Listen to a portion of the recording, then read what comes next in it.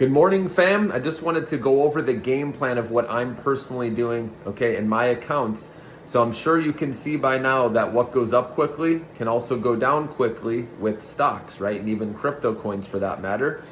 But that's why I like to play with profits, guys. That's why that's my strategy. When I get up 100% or more, I like to take out my initial investment and then I can let the profits ride and I can handle the volatility easier knowing that I can't lose a thing. And then you can hold and see what's possible down the road and not let those wild swings, shake you out of a stock and maybe you end up taking a loss, right? So that's why I don't get greedy, especially going into August. We don't know what's going to happen. It's historically the weakest month. So my game plan is to day trade stocks that have fresh positive news. Okay, and like the low float, high volume stocks, obviously I put out first thing in the morning. Again, those are already going to be higher, remember, when you see them because news was just dropped. And remember, algorithms or algos buy it right away.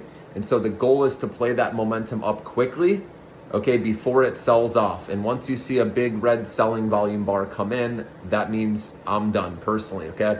So I play it in the pre-market, which remember you do a buy limit and buy or sell limit order in the pre-market or aftermarket for that matter. But remember, most news is dropped in the pre-market. And so that's where I like to do my trading when I catch the news when it's relatively fresh, okay? And then play it up and then get out of the way, guys. And then that's it. You can make your money and be done for the day.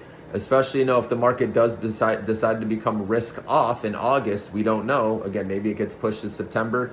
Maybe it doesn't happen at all. But for me, I want to make sure that I'm using smaller position sizes in August and then making sure that what I'm playing, has fresh positive news so the momentum can continue up and I can have conviction that it's going to go higher, right? Because if you're just jumping in any stock, there is no news, right? Just gets caught up in the stock market sell-off. If there is one, again, you have to expect it at some point because of how high stocks have gone up, right? The higher they go up, the bigger the corrections, right? Or the bigger the dips.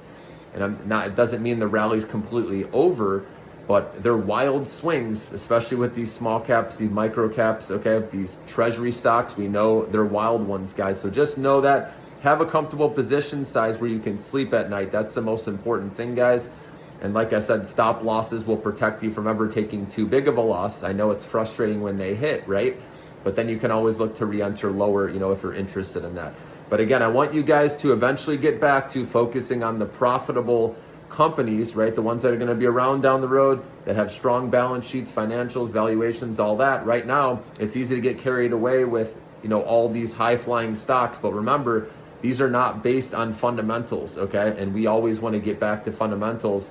Ideally, like I said, that's why I just let profits ride so I don't lose anything. And then, like I said, I want to wait for good dip buying opportunities to add to our millionaire maker portfolios, guys, okay?